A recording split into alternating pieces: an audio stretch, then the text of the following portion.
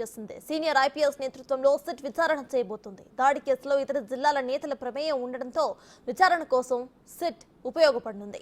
ఈ కేసులో ఇప్పటికే కొందరు నిందితులని పోలీసులు గుర్తించారు కూడా. టీడీపీ కేంద్ర కార్యాలయం దాడి కేసును మంగళగిరి పోలీసులు విచారణ చేస్తున్నారు.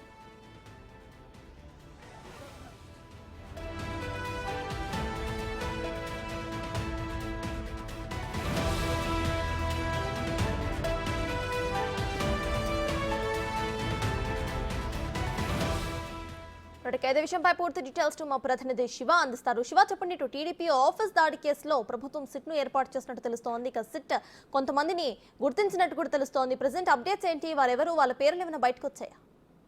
మొత్తం మీద చూసుకుంటే కనుక తెలుగుదేశం పార్టీ కార్యాలయంపై 2021 అక్టోబర్ 19న జరిగిన దాడికి సంబంధించి ఇప్పటికే కేసు రీఓపెన్ చేసిన పోలీసులు శరవేగంగా దర్యాప్తు చేస్తున్నారు. దాదాపుగా 8 మందిని అరెస్ట్ చేసి కోర్టులో హాజరుపరిచారు. మరొక 17 మందిని అదుపులో తీసుకొని విచారిస్తున్నట్లు కూడా తెలుస్తా ఉంది. మరికొంతమంది ముఖ్యమైన నేతలు, వైసీపీ నేత ఎమ్మెల్సీ లేళ్ల అప్పిరెడ్డి, అలాగే నందిగం సురేష్, అలాగే దేవినేని అవినాష్, వీళ్ళు ముగ్గురు కూడా ప్రస్తుతం అజ్ఞాతంలోకి వెళ్ళినట్టు తెలుస్తా ఉంది. వీరి కోసం ప్రత్యేకంగా గాలింపు చర్యలు కూడా కొనసాగుతున్నాయి. మరొక వైపు తెలుగుదేశం పార్టీ కార్యాలయం దాడికి సంబంధించి కూడా సీరియస్ గా తీసుకున్న ఏపీ ప్రభుత్వం కొద్దిసేపటిమే దీనికి సంబంధించి కూడా సిట్ ఏర్పాటు చేస్తూ కీలకమైన నిర్ణయం తీసుకుంది. ఎందుకంటే ఈ కేసుకు సంబంధించి 3 జిల్లాల పరిధిలోని నేతలు, కార్యకర్తలు ఉన్నట్లు కూడా పోలీసులు ధృవీకరించారు. ముఖ్యంగా గుంటూరు, ఎన్టీఆర్, కృష్ణా జిల్లాలతో పాటు పల్నాడు జిల్లాకు సంబంధించి కూడా కొంతమంది నేతలు ఉన్నారనే అనుమానం పోలీసులకు కలిగింది. అంటే ఉమ్మడి జిల్లాల ప్రకారం గుంటూరు, కృష్ణా జిల్లాలే, కానీ విడిపోయిన కొత్త జిల్లాల ప్రకారం 3-4 జిల్లాలకు సంబంధించిన నేతలు, కార్యకర్తలు దీంట్లో ఉన్నట్లు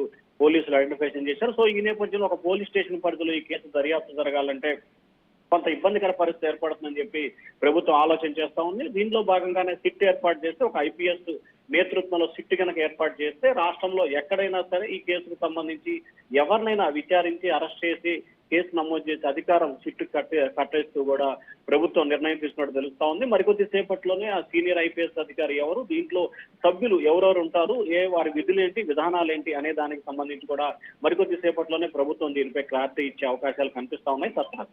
రైట్, థ్యాంక్ యూ శివ.